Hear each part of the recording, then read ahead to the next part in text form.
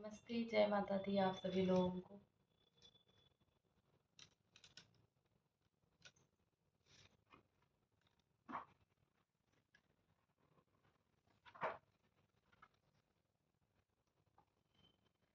दोस्तों, आज मेरा चतुर्थ अध्याय पढ़ना है और आज मैं सोचूंगी, खींचने की कोशिश करती हूँ, देखती हूँ कितना पढ़ पाती हूँ।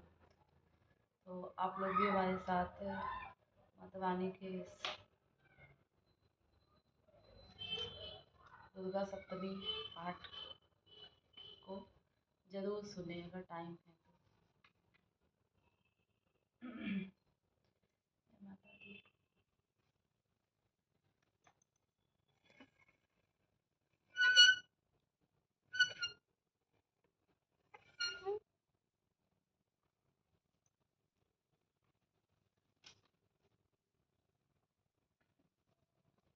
सिद्धि की इच्छा रखने वाले पुरुष जिनकी सेवा करते हैं और तथा देवता जिन्हें सब ओर से घेरे रहते हैं, उन जया नाम वाली देवी दुर्गा का ध्यान करें।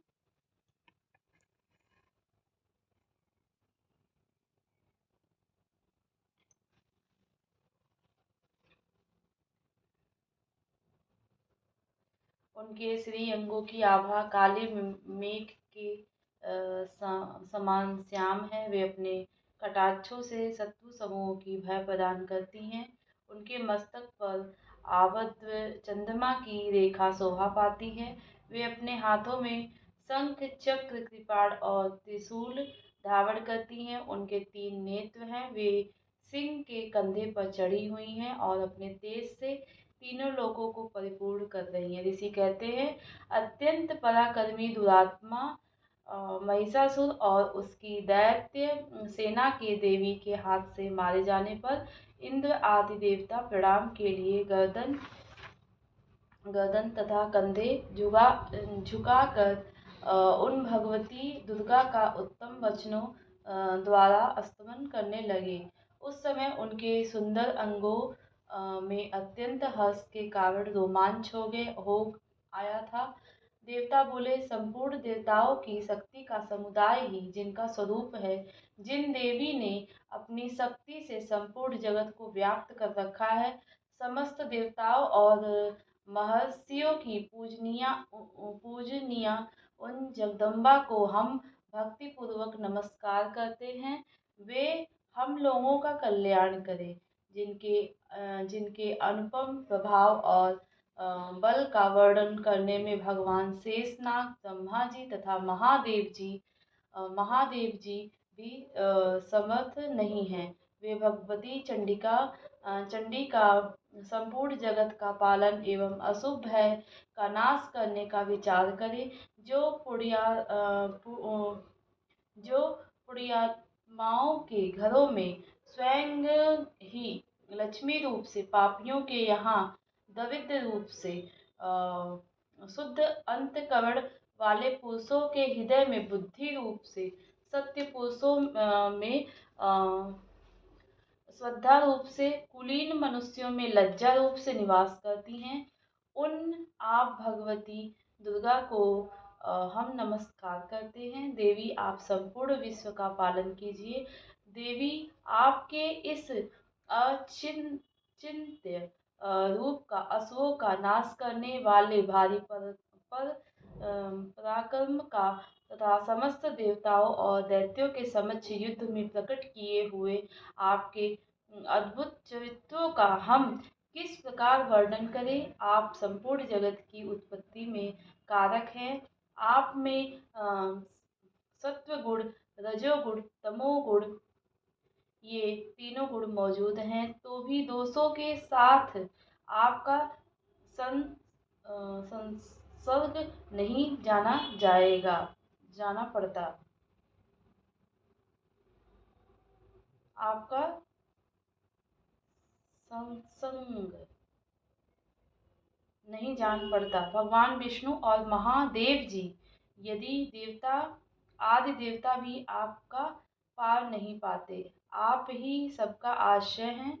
यह समस्त जगत आपका अंशभूत है, क्योंकि आप सबकी आदि भूत अव्याकृता परा प्रकृति हैं। देवी संपूर्ण यज्ञों में जिसके उच्चारण से सब देवता तृप्ति लाभ करते हैं, वह स्वाहा आप ही हैं। इसके अतिरिक्त आप पितरों की भी तृप्ति का कारक कारण हैं। अतएव सब लोग आपकी स्वधा भी करते हैं। देवी, जो मोक्ष की प्राप्ति का साधन है, अचिंत्य महाव्रत स्वरूपा हैं, समस्त दोषों से रहित जितेंद्रिय तत्व को ही सार वस्तु मानने वाले तथा मोक्ष की अभिलाषा रखने वाले मुनि जन जिसका अभ्यास करते हैं, वह भगवती परा विद्या आप ही हैं। आप शब्द स्वरूपा हैं। अत्यंत निर्मल ऋग्वेद, यजुर्वेद और उद्धत गीत के मनोहर पदों के पाठ से युक्त सामवेद का आधार आप ही हैं। आप देवी त्वयि तीनों वेद और भगवती छहों ऐश्वर्यों से युक्त हैं। इस विश्व की उत्पत्ति एवं पालन के लिए आप ही वार्ता, खेती एवं आजीविका के रूप में प्रकट हुई हैं। आप संपूर्ण जगत की घोर पीड़ा का नाश करने वाली हैं। देवी, जिससे समस्त शास्त्रों का के सार का ज्ञान होता है, वह मेधा शक्ति आप ही हैं। दुर्गम भव सागर से पार करने वाली नौका रूप दुर्गा देवी भी आप ही हैं। जय माँ। कहीं भी आसक्ति नहीं है।